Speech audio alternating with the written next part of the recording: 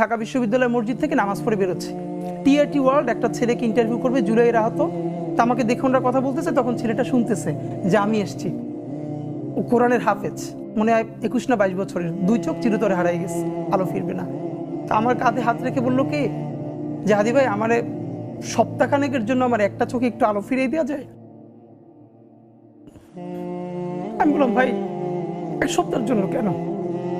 বললো ভাই অন্তত আমার মারে আমার খুব একবার দেখতে মন চাই।